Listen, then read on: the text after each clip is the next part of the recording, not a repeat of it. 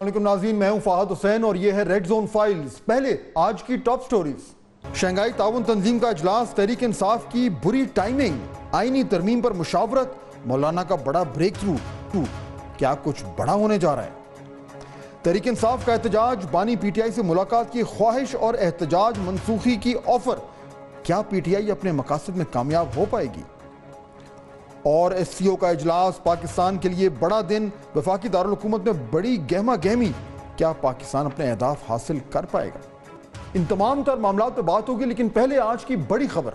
پاکستان کا وفاقی دارالحکومت اسلام آباد اس وقت شنگھائی تعاون تنظیم کے اجلاس اور اس کی تیاریوں کی وجہ سے توجہ کا مرکز بنا ہوا ہے۔ یہ وہ موقع ہے جو پاکستان نے دنیا کو دکھانا ہے کہ اس کی ڈپلومیٹک اور اسٹریٹجک کیپیبلٹیز کیا ہیں۔ ایک طرف سیکیورٹی کے سخت انتظامات کیے گئے ہیں، تو دوسری طرف یہ بحث جاری ہے کہ پاکستان کو اس حوالے سے کس قسم کے چیلنجز کا سامنا ہے۔ پاکستان اس کانفرنس سے کس طرح فائدہ اٹھا سکتا ہے؟ کس طرح بیک وقت کئی ریاستوں کے سربراہان جو ہیں ان سے میٹنگز کو اپنے مفادات کے لیے استعمال کر سکتا ہے؟ کس طرح خطے اور دنیا کو درپیش چیلنجز کے لیے کردار ادا کر سکتا ہے؟ کیونکہ یہاں یہ بتانا ضروری ہے ناظرین کہ شنگھائی تعاون تنظیم میں شامل ممالک کی آبادی جو ہے وہ 3 ارب کے قریب ہے، جو دنیا کی آبادی کا 40 اور جی ڈی پی کا 30% بنتا ہے۔ اس سے اس بلاک کی طاقت کا اندازہ لگانا مشکل نہیں ہے۔ جہاں اسلام آباد میں شنگھائی تعاون تنظیم کی کانفرنس کی تیاریاں عروج پر ہیں، وہیں پاکستان کا سیاسی میدان جو ہے وہ آئینی ترمیم کو لے کر ایک بار پھر گرم ہے۔ تحریک انصاف نے اس موقع پر ناظرین ایک مایوس کن حکمت عملی اپنائی ہے۔ ایس سی او کانفرنس کے موقع پر اسلام آباد کے ڈی چوک پر احتجاج کا اعلان کسی بھی طرح جماعت کی سیاست کے لیے کارآمد نہیں ہو سکتا، اور پاکستان کے لیے تو اس سے زیادہ غیر موزوں اقدام ہو ہی نہیں سکتا۔ تحریک انصاف کے اندر بھی اس احتجاج کے حوالے سے اعتراضات پائے جاتے ہیں، اور ہونے بھی چاہیے۔ ایک دہائی کے بعد پاکستان کو اتنی بڑی اور اہم کانفرنس کی میزبانی کا شرف حاصل ہو رہا ہے۔ ایس سی او نہ صرف اس خطے کی ترقی اور فلاح کے لیے ایک اہم ترین پلیٹ فارم ہے، بلکہ عالمی سطح پر بھی اس کی اہمیت وقت کے ساتھ ساتھ بڑھتی جا رہی ہے۔ ایسے وقت میں جب بھارت جیسے ممالک یہ تاثر دینے کی کوشش کرتے ہیں کہ پاکستان سفارتی طور پر تنہا ہو چکا ہے، اس موقع پر اسلام آباد میں یہ کانفرنس ہونا اور اس میں سربراہان مملکت کا شرکت کرنا، یہ ایک بہت ہی جاندار پیغام ہے۔ تحریک انصاف کا احتجاج اس موقع پر اس تاثر کو زائل کر سکتا ہے جو پاکستان بنانا چاہتا ہے، مگر لگتا یوں ہے کہ تمام تر اپیلوں کے باوجود تحریک انصاف کی قیادت بضد ہے کہ جماعت میں رنگ میں بھنگ ڈالنا ضرور ہے۔ اور دوسری طرف ناظرین، آئینی عدالت کو لے کر Peoples Party, J U I, A N P اور ایم کیو ایم کے مسودے اب تک سامنے آ چکے ہیں، جس پر مشاورت کا سلسلہ جاری ہے۔ اور اس مشاورت کے حوالے سے مولانا فضل الرحمان نے آج ایک بڑا انکشاف کیا۔ جو مسودات اس وقت شیئر کیے گئے سبلنگ نون کی طرف سے بھی، پاکستان پیپلز پارٹی کی طرف سے بھی، جمعیت علماء اسلام کی طرف سے بھی، تو اس میں کافی اب ہم آہنگی تقریباً پیدا ہو چکی ہے، اور جو چیزیں ہم نے مسترد کی وہ واپس ہو چکی ہیں، اور جو چیزیں ہم نے مطالبہ کی تھی وہ قبول ہو جائیں گے انشاءاللہ۔ جب مولانا سے تحریک انصاف کا ساتھ نہ چھوڑنے کا پوچھا گیا تو انہوں نے یہ کہا۔ میں نے ایک اپیل کی تھی کہ کوئی بھی مظاہرہ ہو، احتجاج ہو، اس کو شنگھائی تعاون تنظیم جو ہے اس کے سربراہان کے پاکستان کی سرزمین سے رخصت ہونے کے بعد تک ملتوی کر دیا جائے۔ پہلے بھی ایک مظاہرہ ہوا جس کے کوئی اچھے نتائج سامنے نہیں آئے، اس سے کوئی اچھا ماحول نہیں بنا، اور اب بھی جب مہمان یہاں پر موجود ہوں تو میں اب بھی دوبارہ اپیل کروں گا کہ وہ ایسے موقع پر کوئی احتجاج نہ کریں، چند دن کے لیے مؤخر کیا جا سکتا ہے۔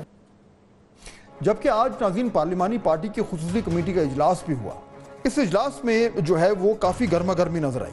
اجلاس میں پی ٹی آئی ارکان کی طرف سے تمام آئینی مسودوں پر مزید مشاورت کی تجویز دی گئی۔ راجہ پرویز اشرف نے کہا کہ ایسا اب نہیں ہو سکتا، ہم نے پہلے ہی بہت تاخیر کر دی ہے۔ دوسری جانب اجلاس میں تلخ کلامی بھی ہوئی۔ ایمر ولین نے اجلاس میں کہا کہ بیرسٹر گوہر کے علاوہ سب کمیٹی کا وقت ضائع کر رہے ہیں۔ عمر ایوب اس پر بولے کہ اس بات کا کیا مطلب ہے، آپ کون ہوتے ہیں یہ کہنے والے۔ خصوصی کمیٹی کے اجلاس میں اتفاق رائے نہ ہو سکا، اجلاس آج بھی بے نتیجہ ختم ہوا۔ چیئرمین کمیٹی خورشید شاہ نے ذیلی کمیٹی کو 2 دن میں اپنا کام مکمل کرنے کی ہدایت کی۔ اگر تحریک انصاف کی طرف نظر دوڑائیں تو انہوں نے 15 اکتوبر کو احتجاج کی کال دی ہوئی ہے، جس پر پریشر بڑھانے کا سلسلہ جاری ہے۔ اسی حوالے سے حماد اظہر جو کہ پی ٹی آئی کے رہنما ہیں، انہوں نے ایکس پر یہ پوسٹ کی. وہ کہتے ہیں کہ پنجاب سے تمام حلقوں سے قافلے اسلام آباد کی طرف روانہ ہو رہے ہیں، کچھ پہنچ چکے ہیں. عمران خان کی صحت اور خیریت کے حوالے سے بھی ابھی تک کوئی اطلاع نہیں ہے. اس صورتحال میں ہر کارکن اور عوام پر لازم ہے کہ وہ کل باہر نکلیں. انشاءاللہ ایک پرامن لیکن پرزور احتجاج ہوگا. جبکہ کے پی سے بیرسٹر سیف بھی کچھ اسی قسم کی پوسٹ کرتے ہوئے نظر آئے. وہ لکھتے ہیں کہ پی ٹی آئی کی پرامن احتجاجی کال پر لیگی درباری وزراء کی چیخیں پھر شروع ہوئی ہیں. پرامن احتجاج ہمارا جمہوری اور آئینی حق ہے. جعلی حکومت کی پی ٹی آئی احتجاج سے ٹانگیں کانپ رہی ہیں. بانی پی ٹی آئی کے خلاف جعلی مقدمات کے خاتمے اور رہائی تک احتجاجی سلسلہ جاری رہے گا. جعلی حکومت ہمارے پرامن احتجاج کو ماڈل ٹاؤن جیسے بنا کر اپنے اقتدار کو طول دینا چاہتی ہے. جبکہ ناظرین، وفاقی وزیر اطلاعات عطا اللہ تارڑ نے بھی اس حوالے سے تحریک انصاف کو ایک مشورہ دیا. یہ نان سیریس سی کال ہے. آپ نے ایسی میری اتنی انرجی لگا دی سوال کے اوپر، آپ کو اچھی بات کرتے. یہ نان سیریس سی کال ہے. آپس میں بھی لڑے بھیڑے ہوئے ہیں. کوئی کہہ رہا ہے کرنا چاہیے، حامد خان صاحب کہہ رہے ہیں نہ کرو. تو ضرور کریں، اپنے اپنے گھروں میں خاموش احتجاج ضرور کریں، آپ کو پورا حق حاصل ہے. بٹ یہ جو شر پسندی ہوتی ہے نا کہ کسی بھی ایک ایونٹ کو خراب کرنے کے لیے کوئی ہلکی سی نیگیٹو بات کر دینا، تو ٹھیک ہے، آپ کو اپنی نیگیٹو بات مبارک ہو. آپ بالکل اپنے گھروں میں بیٹھ کے احتجاج کی کالیں دیں. یہاں پہ تو فی الحال بالکل امن سکون ہے اور کوئی ایسی چیز مجھے نیگیٹو نظر نہیں آ رہی باہر. ناظرین، اس وقت تحریک انصاف کا پورا فوکس ہے کہ کسی بھی طرح بانی پی ٹی آئی سے جیل میں ملاقات ہو جائے، کیونکہ تحریک انصاف کو شنگھائی کانفرنس کے دوران یہ احتجاج کافی مہنگا پڑ سکتا ہے. جبکہ کوئی بھی تحریک انصاف کا رہنما یہ احتجاج کینسل کرنے کی صلاحیت نہیں رکھتا. یہی وجہ ہے کہ بیرسٹر گوہر نے وزیر داخلہ محسن نقوی کو یہ خط لکھا. اس خط میں انہوں نے لکھا کہ ہمارے وکلا کی عمران خان سے آخری ملاقات وہ 3 اکتوبر کو ہوئی تھی. تب سے اب تک کسی کو عمران خان سے ملنے نہیں دیا جا رہا. اس وجہ سے پارٹی رہنماؤں اور کارکنان میں عمران خان کی صحت کے متعلق تشویش پائی جاتی ہے. اس لیے مجھے بیرسٹر گوہر اور حامد رضا کو عمران خان سے ملاقات اجازت دی جائے. اس خط کے بعد وزیر داخلہ نے بیرسٹر گوہر کو فون کر کے ملاقات یقین دہانی کروائی ہے. لیکن اس کے بعد ایک مزید ڈیولپمنٹ یہ ہوئی ہے کہ وزارت داخلہ نے اس بات کی تردید کر دی ہے. جبکہ تحریک انصاف کے ترجمان شیخ وقاص اکرم کا یہ کہنا ہے کہ اگر حکومت ہماری عمران خان سے ملاقات کروا دیتی تو 15 اکتوبر کے احتجاج کی کال ہم واپس لے لیں گے، جس کے حوالے سے حکومت کی طرف سے یہ موقف آیا ہے کہ یہ بلیک میلنگ کے مترادف ہے. ناظرین، کل کانفرنس کا افتتاح ہے. اسلام آباد کے کنونشن سینٹر میں صبح سے کارروائی کا آغاز ہو جائے گا. تقاریر کا سلسلہ براہ راست نشر ہوگا. سائیڈ میٹنگز بھی ہوتی رہیں گی. تمام تر یہ ایکٹیویٹی ہر طرح کی نیوز جو ہے وہ جنریٹ کرے گی اور ہیڈ لائنز کی زینت بنے گی. معاہدے ہوں گے، اعلانات ہوں گے، اختتام پر اعلامیہ ہوگا، ان سب پر تبصرے ہوں گے، تجزیے ہوں گے، مباحثے ہوں گے، اور پھر اس کے بعد چینی وزیر اعظم کا دورہ جاری رہے گا. سفارتی گہما گہمی عروج پر ہوگی. ایسے ماحول میں تحریک انصاف کا احتجاج میڈیا کے ریڈار پر کچھ زیادہ رجسٹر نہیں ہوگا. یعنی تحریک انصاف کو جو میڈیا آکسیجن سے فائدہ ہونا تھا وہ شاید نہ ہو، مگر اس احتجاج کے اعلان اور اس کی بیڈ ٹائمنگ سے تحریک انصاف کی سیاست کو ٹھیس ضرور پہنچے گی اور اس کی پولیٹیکل میچورٹی پر سوال ضرور اٹھیں گے. بہتر ہوگا کہ جماعت اپنے فیصلے پر نظر ثانی کرے تاکہ conference, S C O conference جو ہے وہ پاکستان کے لیے ایک کامیاب ایونٹ بنے. ناظرین، اسی پہ بات کرنے کے لیے ہمیں جوائن کر رہے ہیں پاکستان مسلم لیگ نون کے مرکزی رہنما جناب خرم دستگیر صاحب. جی خرم صاحب، السلام علیکم. وعلیکم السلام. اچھا خرم صاحب، میں بھی یہ بات کر رہا تھا کہ یہ جس طریقے سے پی ٹی آئی نے یہ احتجاج کا اعلان کیا ہے، ایک افسوسناک صورتحال ہے. نہیں ایسا کرنا چاہیے تھا. یہ جانتے بوجھتے ہوئے کہ بڑا ایونٹ ہے، پاکستان کے لیے امپورٹنٹ ہے، پاکستان کی جو سفارتی ایک پوزیشن ہے اس کو مستحکم کرنے کے لیے امپورٹنٹ ہے، تو یہ سب کچھ تو ٹھیک ہے. لیکن اس کا ایک اور پہلو بھی ہے، وہ یہ کہ دیکھیے پی ٹی آئی والے یہ بضد ہیں کہ تقریباً 10 دن ہو گئے ہیں، 10 دن زیادہ ہو گئے ہیں، وہ بالکل اپنے لیڈر سے ان کا رابطہ منقطع ہے. اگر انہیں ملنے دیا جائے تو اس میں کیا مذائقہ ہے؟ یہ تمام تو صورتحال کھڑی نہ ہوتی، صرف ایک ملاقات ہی تھی، اس کو بند کرنے کی ضرورت کیا تھی؟ جی، مذائقہ تو کوئی نہیں ہے. صرف یہ ہے کہ یہ وہ لوگ ہیں جنہوں نے بھارتی وزیر خارجہ کو دعوت دی ہے کہ وہ ان کے احتجاج میں آ کر شرکت کریں. تو بڑے سنجیدہ ایشوز ہیں جس کی وجہ سے حکومت پنجاب نے یہ فیصلہ کیا. لیکن اگر یہ احتجاج کرنا بھی ہے تو یہ جا کر لاہور میں ہونا چاہیے، جہاں پنجاب حکومت نے جو ڈیالہ جیل کے معاملات کو چلاتے ہیں انہوں نے یہ فیصلہ کیا ہے کہ ملاقات نہیں ہوگی کچھ دن. وہاں احتجاج ہونا چاہیے. اسلام آباد میں احتجاج کرنے کا مطلب یہ ہے کہ انہوں نے پی ٹی آئی نے اپنے سیاسی اقتدار کے لیے یا اپنے معاملات کے لیے پاکستان کے اعلیٰ ترین مفادات کو بھیٹ چڑھا دیا اپنے اقتدار کی خواہش کے لیے. لیکن یہ تھوڑا سا نیرو مائنڈڈ پالیسی آپ کو نہیں لگتی کہ کیونکہ یہ پنجاب گورنمنٹ کے پاس یہ اختیار ہے کہا جی بڑا ہی جو کروشل موقع ہے اس پہ عمران خان صاحب کو یا جو ہے وہ بالکل ان کا جو رابطہ ہے اپنی جماعت سے ختم کر دیا جائے. یعنی اس سے کیا گورنمنٹ کو فائدہ کیا ہو رہا ہے؟ بلکہ میں تو یہ کہوں گا شاید نقصان ہی ہو رہا ہے, کیونکہ خرم صاحب آپ بھی جانتے ہیں وہاں پہ اس جماعت میں جو فیصلہ ساز ہے وہ تو ایک ہی ہے. تو جب ان کی ملاقاتیں ہو جاتی ہیں, وکلا کی ملاقاتیں ہو جاتی ہیں پی ٹی آئی کی یا دیگر لیڈران کی, اور کچھ نہیں تو کم از کم ان کو احکامات آ جاتے ہیں عمران خان صاحب کی طرف سے, اور اس سے اس پارٹی میں جو ایک سرٹن پالیسی ہے جو بھی ہے وہ ایک یونیفارمٹی ہمیں نظر آتی ہے. اب تو کنفیوژن ہو گیا کیونکہ ان سے انسٹرکشن نہیں آ رہے. اس کنفیوژن سے گورنمنٹ کو تو کوئی فائدہ نہیں ہو رہا. تو بہتر نہ ہوتا کہ وہ کمیونیکیشن جو ان کے بانی پی ٹی آئی میں اور ان کی پارٹی میں ہے وہ نہ ٹوٹتا اور پنجاب حکومت یہ قدم نہ اٹھاتی؟ دیکھیے, جب کھلا ذہن رکھا گیا اور سکجانی میں نے جلسے کی اجازت دی تو پھر وہاں کیا کس قسم کی گفتگو ہوئی؟ وہاں خواتین صحافیوں کے بارے میں بےہودہ گفتگو ہوئی.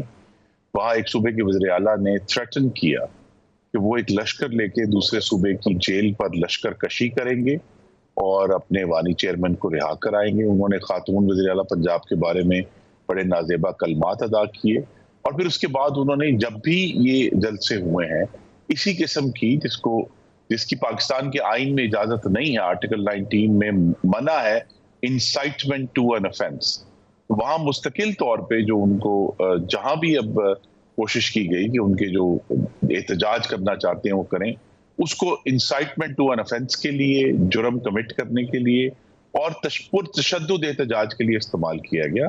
لیکن یہ اب 2 دن ہیں, کل اور پرسوں جو ایس سی او کے, اس کے بعد مجھے توقع ہے کہ انہیں اجازت مل جائے گی گفتگو کی دوبارہ سے اپنی پارٹی میں. ٹھیک ہے, لیکن خرم صاحب مسئلہ جو ہے نا وہ کل کا ہے, کیونکہ انہوں نے جو کال دی ہوئی ہے پی ٹی آئی نے, وہ ابھی آخری خبریں آنے تک وہ کال اسی کی طرح جو ہے وہ بالکل ویلڈ ہے. وہ یہ کہہ رہے ہیں کہ جی ہم لوگ نکلیں گے, آئیں گے. اس سے جو پاکستان تحریک انصاف کو تو جو نقصان ہوگا وہ تو ہوگا, لیکن میرا یہ نقطہ ہے کہ اگر گورنمنٹ جو ہے وہ ان کو زیادہ انگیج کر لے, اگر تھوڑی زیادہ ایفرٹ گورنمنٹ کر لیتی اور کوشش یہ کرتی کہ ان سے مل بیٹھ کر کہتی کہ دیکھو یہ 2 دن کا معاملہ ہے, کوئی انڈرسٹینڈنگ کر لیتے ہیں, کوئی تھوڑا کمپرومائز آپ کریں, تھوڑا ہم کر لیتے ہیں. یہ بالکل جب آپ ان کی کمر کو دیوار سے لگا دیں گے تو یہ بھی تو پھر کوئی اچھی پالیسی نہیں ہے نا. نہیں, دیوار سے تو اسلام آباد کے عوام لگ رہے ہیں جن کی حفاظت کے لیے پھر ان کو اپنے گھروں میں محصور ہونا پڑتا ہے, اور دیوار سے تو پاکستان کی ریاست لگ رہی ہے جس کی گردن پر یہ ہر دفعہ پرتشدد احتجاج کی چھری رکھ دیتے ہیں اور کہتے ہیں ہماری بات مانو ورنہ ہم تو ایسے کر دیں گے. ورنہ یہ جس قسم کی, اور جس طرح میں نے کہا پہلے کہ جے شنکر صاحب کو, بھارتی وزیر خارجہ کو اپنے احتجاج میں دعوت دینا جو ہے یہ کس قسم کا بیہیویئر ہے. تو یہاں ایک ایسی جماعت سے ہمیں اس کا سامنا ہے جہاں ہماری پوری کوشش ہے کہ جو آئین کے اندر ان کے حقوق ہیں وہ اس کو استعمال کیا جائے. ہم ان کو فریلی ڈسکس کرتے ہیں میڈیا کے اوپر, لیکن ان کا جو کانٹیکٹ ہے ایسے حالات میں جب پاکستان میں مستقل دہشت گردی ہو رہی ہے, ایک جماعت کا ایک ریاست کے اوپر حملہ آور ہونا ایک تسلسل کے ساتھ, وہ کسی بھی طرح پاکستان کے مفاد میں نہیں ہے. خرم دستگیر صاحب بہت شکریہ, ہمیں جوائن کرتے. حکومت کا وہ دے رہے تھے کہ اس وقت جو ہے وہ پاکستان تحریک انصاف کی جو ایک کال ہے اس کو کس طریقے سے دیکھ رہے ہیں. میں تو ابھی تک ناظرین یہ امید کر رہا ہوں کہ کسی طریقے سے یہ جو احتجاج کا معاملہ ہے یہ ریزالو ہو جائے, کیونکہ یہ کسی بھی طریقے سے پاکستان کے لیے جو ہے وہ اچھا نہیں ہوگا. لیکن اس میں پاکستان تحریک انصاف کی کیا منطق ہے؟ وہ کیوں بضد ہیں یہ جانتے ہوئے کہ اس سے پاکستان کو بھی نقصان ہو سکتا ہے اور ان کی سیاست کو بھی نقصان ہو سکتا ہے؟ یہی سوال لے کے میں جاؤں گا پاکستان تحریک انصاف کے ایک مہمان کے پاس, اور وہ ہمیں اور اسی لیے میں چاہوں گا کہ وہ ذرا ہم سے تفصیل سے بات کر کے ہمیں کم از کم یہ سمجھانے کی کوشش کریں کہ اس وقت اس طرح کے احتجاج کی منطق کیا بنتی ہے. ہمیں جوائن کر رہے ہیں پاکستان تحریک انصاف کے رہنما جناب ڈاکٹر ہمایوں مہمان. ڈاکٹر صاحب, یہ میں بات کر رہا تھا ابھی کہ پاکستان تحریک انصاف نے جو فیصلہ کیا ہے کہ ایس سی او کانفرنس کے اوپر کے وقت جو ہے وہ آ کے احتجاج کرے. اس سے تو بڑا نقصان ہو رہا ہے پاکستان کو, جو کہ امیج کو جو نقصان ہوگا. میرا تو خیال ہے پاکستان تحریک انصاف کی جو سیاست ہے اس پہ بھی جو ہے وہ بڑے سوال. تو یہ کیوں فیصلہ ہوا, اور کیا جماعت کے اندر ایسے لوگ تھے جنہوں نے یہ کہا ہوگا کہ جی ایسا مت کریں, احتجاج کو کانفرنس کے بعد کر لیں گے؟ بسم اللہ الرحمن الرحیم. ایاک نعبد و ایاک نستعین. دیکھیں فہد صاحب, سب سے پہلے تو جب ہم لوگ ایک چیز کو دوسرے سے لنک کرتے ہیں نا, آپ کو یہ دیکھنا چاہیے کہ وہ لنک کی وجہ کیا ہے. ٹھیک ہے, اب سوال یہ اٹھتا ہے کہ یہ کیوں کہا گیا یا یہ کیوں ہو رہا ہے کہ عمران خان کے ساتھ as per the law, as per the جو directions of the courts ہیں کہ ہفتے میں 2 دن ملاقات ہوگی. ان کے ایک دن ان کے ساتھ جو ان کے لائرز اور پولیٹیکل ورکرز جو ان کی پارٹی والے ان کے ساتھ, اور ایک دن ان کی فیملی کے ساتھ. اب مجھے بات بتائیں یہ اس چیز کو روکا کیوں گیا؟ ٹھیک ہے, اس کے بعد اگر فرض کریں, میں دیکھیں وہ ہمارے پاکستان تحریک انصاف کے ہی از دا بانی, ہی از دا لیڈر. ہم نے ان سے مشاورت کرنی ہوتی ہے پولیٹیکل چیزوں کے اوپر. ان کی فیملی والوں نے ان سے ملنا ہونا, ان کے ڈاکٹرز, ان کے لائرز نے ان کے اوپر 200 کیسز کیے ہوئے, سب نے ملنا ہوتا ہے. جب آپ یہ روک دیتے ہو تو ہمارے پاس 2 یا 3 آپشنز بچتے ہیں. پہلا آپشن یہ ہے کہ ہم گورنمنٹ کو کہیں کہ یار یہ غلط کام نہ کرو and let us meet them. وہ چیز نہیں ہوئی. دوسرا چیز ہو جاتا ہے کہ ہم کورٹس کے پاس جائیں اور کہیں کہ جو آپ لوگوں نے آرڈر دیے ہیں وہ ایگزیکٹو اس کو بجا نہیں لا. لیکن ڈاکٹر صاحب دیکھیں اس میں یہ بھی تو پہلو ہے نا کہ ایک تو چلیں آپ کا یہ جو مطالبہ ہے یہ جائز ہے, اور اس میں آپ کا حق ہے کہ آپ اپنے بانی سے ملاقات کریں. لیکن اگر اس پہ احتجاج کرنا ہے, چلے وانٹیڈ کہ اس پہ احتجاج بنتا ہے, کیا ضروری ہے کہ وہ احتجاج ایسا ہو جس سے پاکستان کا جو انٹرسٹ ہے اس کو نقصان پہنچے؟ یہ بھی تو ہو سکتا تھا نا کہ آپ احتجاج کہیں اور کر لیں, یہ ذہن میں رکھتے ہوئے کہ جی اتنا بڑا ایونٹ ہو رہا ہے وہ ڈسٹرب نہ ہو, پاکستان کو نقصان نہ ہو. پروگرام کیا تھا جب بلال بھٹو نے کہا تھا کہ OIC کا پروگرام ہم نہیں ہونے دیں گے. نہیں دیکھیں, 2 wrongs don't make a right. میں تو یہ اگر وہ تھا تو وہ بھی غلط تھا. دیکھیں the basic wrong thing, you tell me one reason کہ اس ٹائم کے دوران میں, یہ ٹائم ہے اس سے ہفتہ پہلے, why did the government say کہ ہم عمران خان کے ساتھ کسی کی ملاقات ہی نہیں کرنے دیں گے؟ ان لوگوں کو مطلب اس کی مجھے وجہ سمجھ نہیں آ رہی. دیکھیں میرا کام ہے میں احتجاج کروں, آپ نے اس دوران میں ایسا ڈیسیژن لینے کی ضرورت کیا پڑی ہے کہ ہم عمران خان کے ساتھ کسی کی ملاقات نہیں کریں گے, نہ ان کی فیملی والوں کے, نہ ٹھیک ہے چلیں یہ ایک سیکنڈ کے لیے مان بھی لیا, لیکن آپ کے خیال میں پاکستان تحریک انصاف کی قیادت میں یہ احساس ہوگا کہ اس کے کرنے سے پاکستان کا جو یہ اتنا بڑا ڈپلومیٹک ایونٹ ہے یہ متاثر ہو سکتا ہے؟ یہ ریئلائزیشن تو ہوگی میرے خیال میں. آپ کو گورنمنٹ کو یہ ریئلائزیشن ہو سکتی ہے کہ کیا عمران خان کے اوپر اس قسم کے جو کیا کہہ سکتے ہیں ہیومن رائٹس کے خلاف وائلیشنز کے ہوتے ہوئے جو یہ ڈیسیژن لے رہے, اس سے پاکستان کو کتنا برا امیج پڑ رہا ہے. دیکھیں میرا کام ہے, اور اچھا میں نے یہ بھی نہیں کہا کہ میں احتجاج کروں گا, ضرور کروں گا. میں نے کہا ہے کہ یار ہماری ملاقات ایز پر دا لا کرا دو.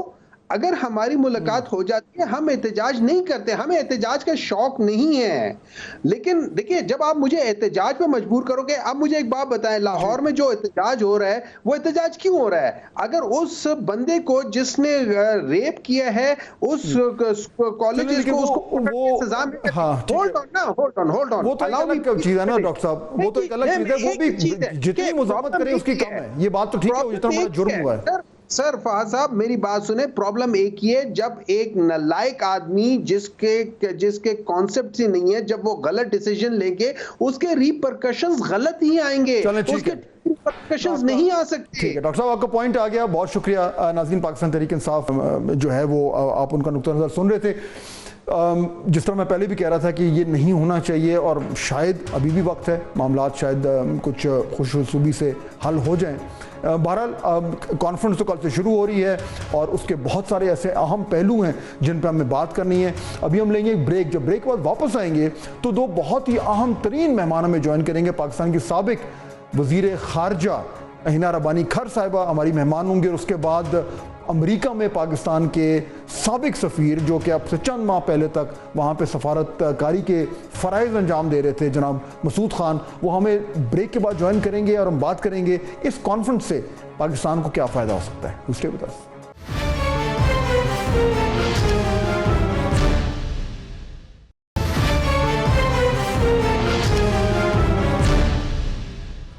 ناظرین، بریک کے بعد خوش آمدید. ایک لمبے عرصے کے بعد اسلام آباد کی سیاسی فضا کچھ بہتر ہو رہی ہے. اسلام آباد میں کہ وہ بادل جو کچھ دن پہلے تک آنسو گیس کے شیل سے آلودہ ہو رہے تھے، آج شارع دستور پر لگائے گئے پھولوں سے مہک رہے ہیں. شہر اقتدار کی وہ سڑکیں جو کچھ دن پہلے تک میدان جنگ بنی ہوئی تھیں، وہ آج جو ہیں وہ چمک دمک رہی ہیں. وہ ریڈ زون جو گزشتہ ہفتے میدان جنگ بنا ہوا تھا، اب وہاں پھول ہی پھول نظر آ رہے ہیں.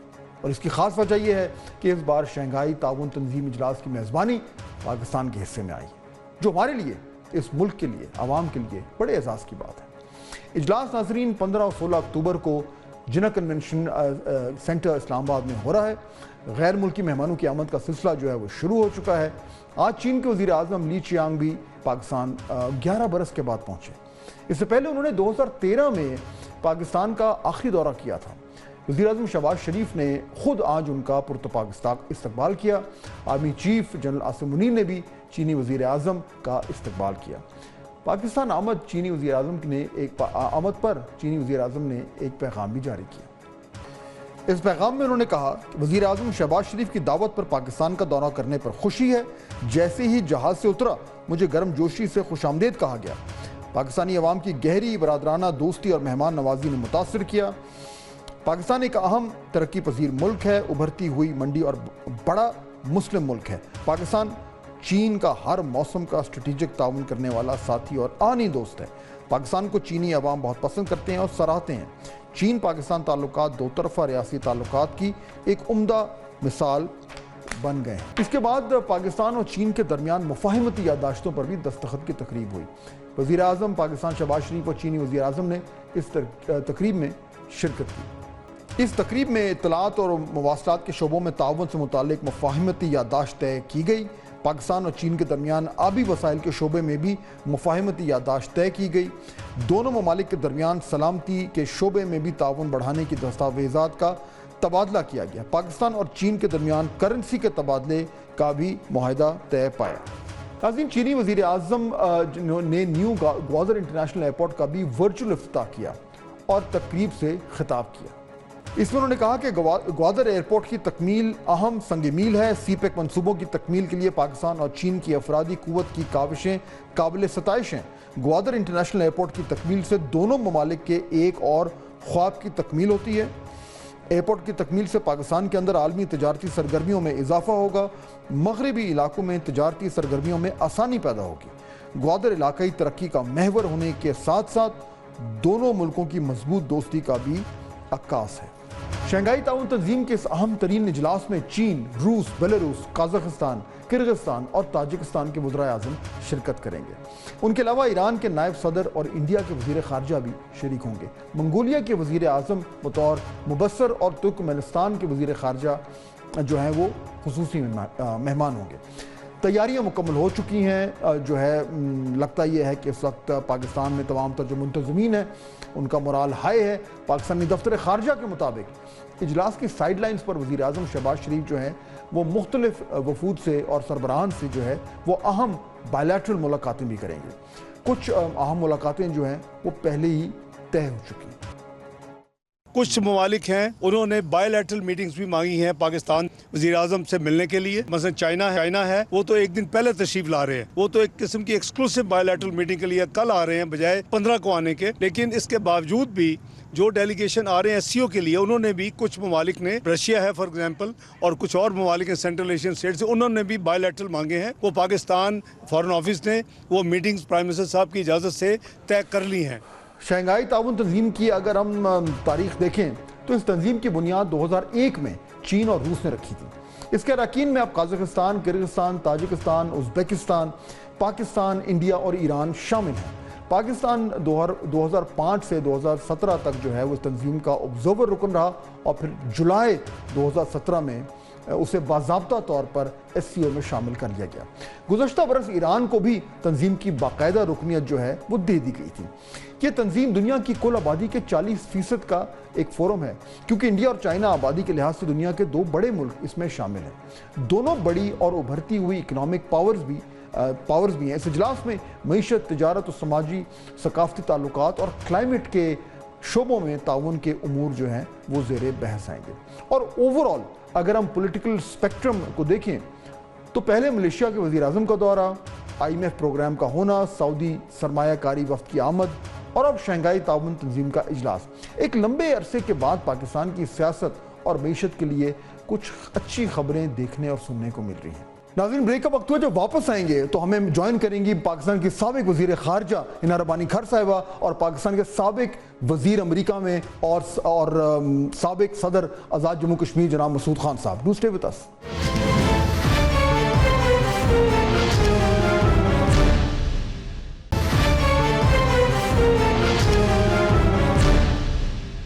ناظرین, بریک کے بعد خوش آمدید. کل SCO کانفرنس اسلام آباد میں شروع ہو رہی ہے. بہت بڑا ایونٹ ہے پاکستان کے لیے, ایک سنہری موقع ہے کہ اپنی جو ڈپلومیٹک پراوس ہے اس کو شوکیس کرے اور اس کے ساتھ ساتھ اس بڑے پلیٹ فارم کو لیوریج کر کے جتنے بھی ڈپلومیٹک ڈیویڈنڈز ہیں وہ ہم لے سکیں. اسی معاملے پہ ذرا بات کرتے ہیں تفصیل سے, اور ہمیں جوائن کر رہی ہیں پاکستان کی سابق وزیر خارجہ جناب ہنا ربانی کھر صاحبہ. جی ہنا صاحبہ, السلام علیکم. اچھا, پہلے تو مجھے یہ بتائیے نا صاحبہ کہ ایز اے پولیٹیشین یہ جو پاکستان تحریک انصاف نے جو یہ احتجاج کی کال دی ہے, اب جب یہ سارے ڈیلیگیٹس آ رہے ہوتے ہیں ساری دنیا سے کسی بھی اس طرح کے ایونٹ میں جا رہے ہوں, ان سب کی اپنی اپنی انٹرنل بریفنگز ہوتی ہیں, ان کو تمام تر جو ہوسٹ ملک ہے اس کی پولیٹیکل جو سچویشن ہے اس کے بارے میں ان کو اچھی طرح جو ہے وہ تمام تر انفارمیشن دی جاتی ہے, and they are very well aware کہ جہاں وہ جا رہے ہیں وہاں پہ حالات کیا ہیں. اس سارے کو مدنظر رکھتے ہوئے اگر اس طریقے سے اپوزیشن اگر یہ پروٹیسٹ کا اعلان کرے اور وہ کوشش کرے کہ کچھ ڈسرپشن ہو, does it really matter to those people who are coming, یا یہ اتنا میٹر نہیں کرتا؟ دیکھیے فہد, میرے خیال سے ہم سارے افورڈ نہیں کر سکتے کہ ہم فولس پیراڈائز میں رہیں, اور ہم یہ بھی نہیں افورڈ کر سکتے کہ ہم ڈیلیوژنل ہو جائیں کہ دنیا کس طرح آپریٹ کرتی ہے اور ہم کس طرح آپریٹ کرتے ہیں. میرے نظر میں مطلب having served as foreign minister once and then as state, اور پوری دنیا میں اس طرح کی کانفرنسز اٹینڈ کرتے رہے پچھلے کئی اب تو دہائی ہو گئی آلموسٹ. یہ بہت پیکیولر سچویشن ہے, اور اس سے جو ہم بار بار بات کرتے ہیں کہ پاکستان کیوں آگے نہیں بڑھتا, کیوں لوگ پاکستان کو ٹرسٹ نہیں کرتے, کیوں لوگ پاکستان میں انویسٹ نہیں کرتے, کیوں پاکستان کو لوگ ایک اسٹیبل کنٹری نہیں سمجھتے.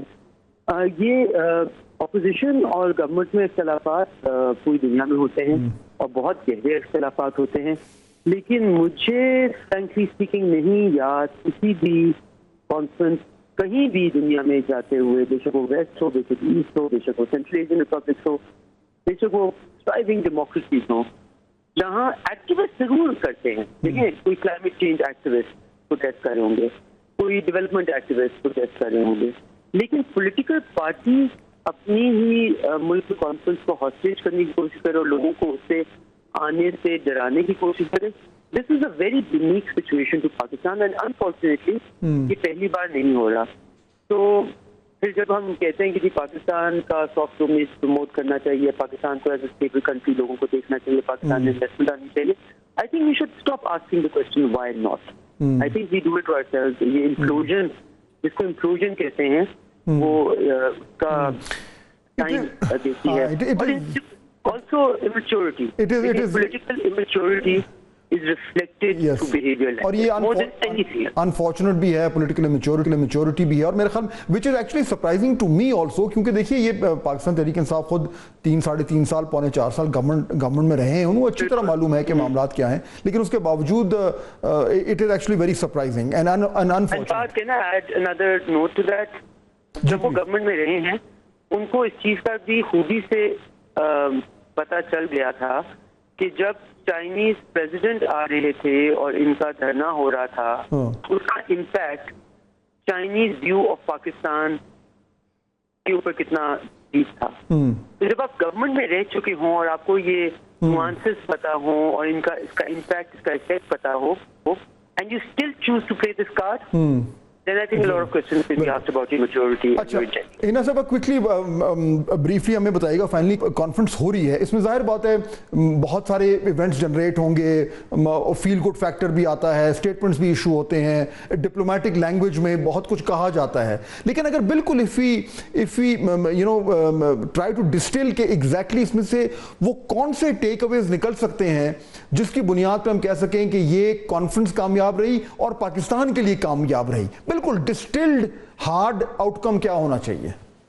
देखिए, ये दो मुख्तलिफ चीजें हैं. पाकिस्तान के लिए कितना कामयाब रही वो तो दोनों चीजों पे होता है. एक तो ऑब्वियसली क्या कि सही खैरियत से कॉन्फ्रेंस हो जाए, अटेंडेंस अच्छी हो. Attendance I think we already tick the box.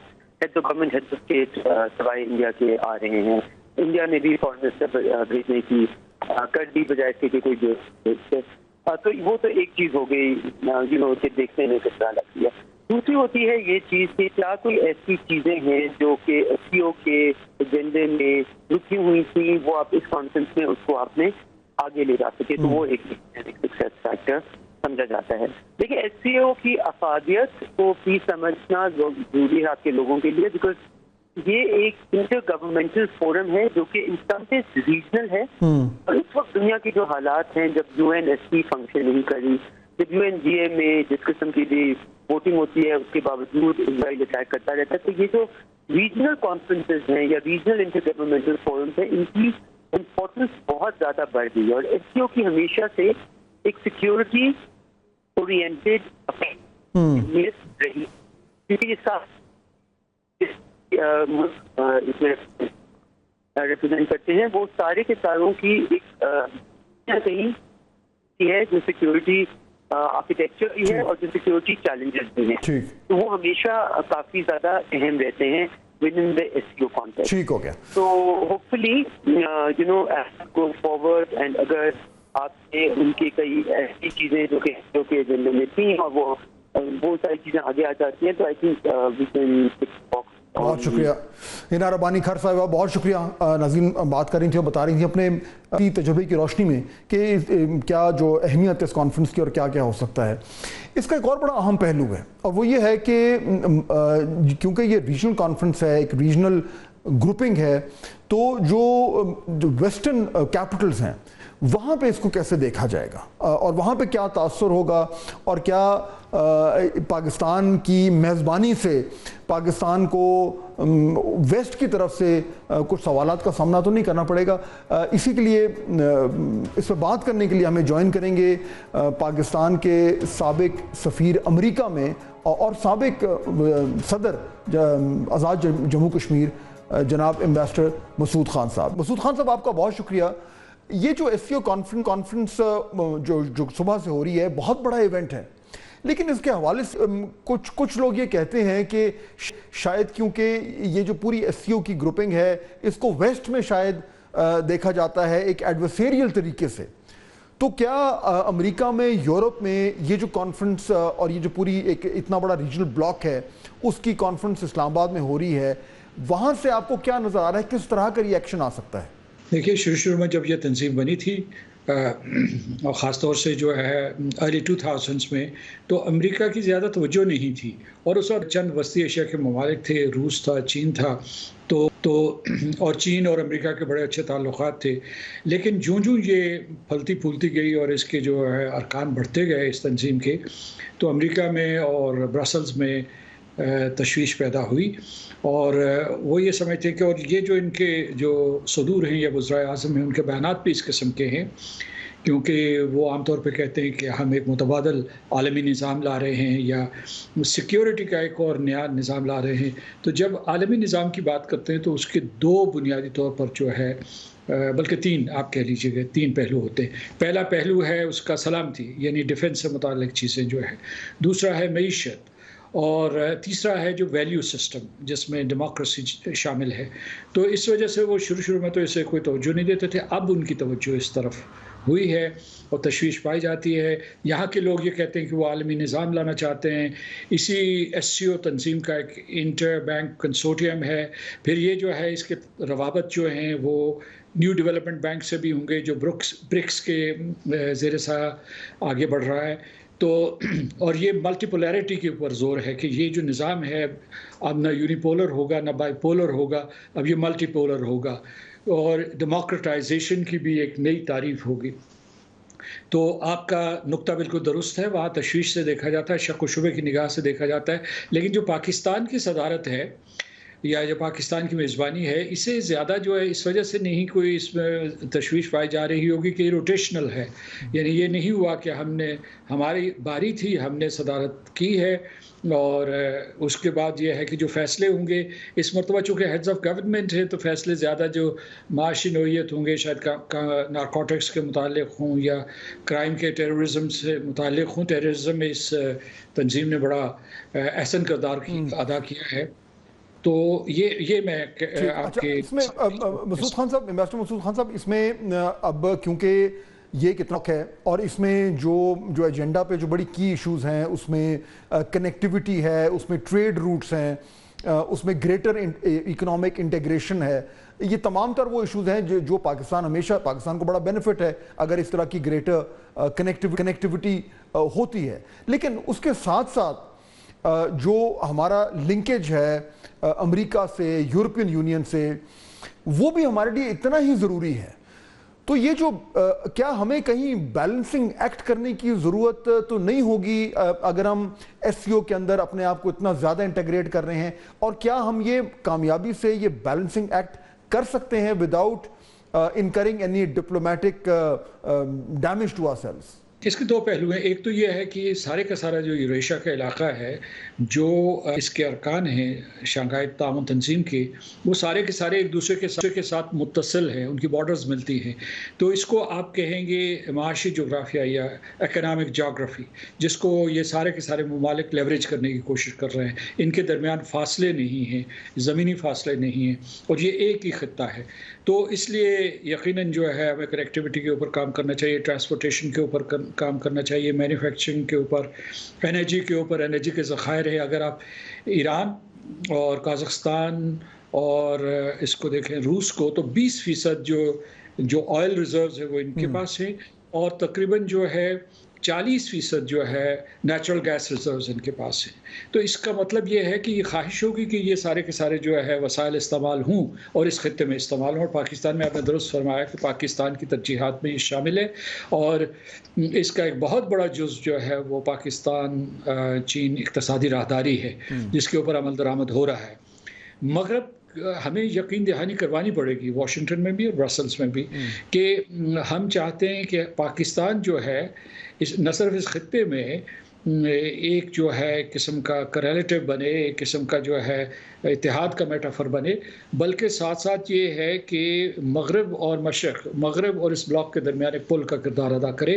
اور یہ صرف جو ہے ایسپریشنل نہیں ہے، یہ ممکن ہے، اور اگر ہم جو ہماری سفارتکاری ہے وہ چابک دست ہو تو یہ ممکن ہے کہ ان کے شکوک و شبہات کو دور کیا جائے اور اس راستے پہ ہم چلیں۔ ایک چیز میں اضافہ کرنا چاہتا ہوں، جو اہل مغرب نے، خاص طور سے امریکہ نے، جو سارے کے سارے جو ہے تمام پولیٹیکل کیپٹل اور اسٹریٹجک کیپٹل وہ ہندوستان کی طرف منتقل کر دیا ہے، اس سے پاکستان پہلے ہی ڈس ایڈوانٹیجڈ ہے۔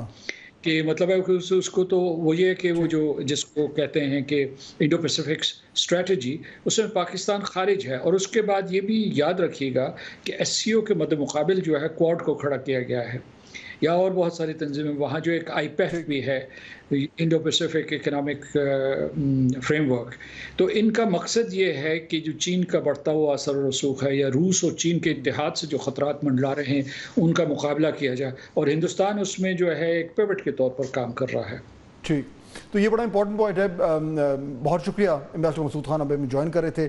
ناظرین، کل یہ کانفرنس شروع ہو رہی ہے، really big and important event for Pakistan, اور ہم سب کی امید ہونی چاہیے کہ یہ ایونٹ جو ہے بڑی کامیابی سے منعقد ہو، اور اس سے پاکستان کو سفارتی طور پر جتنا فائدہ ہو سکتا ہے وہ ہو۔ آپ سے انشاءاللہ کل ملاقات ہوگی۔ اللہ حافظ۔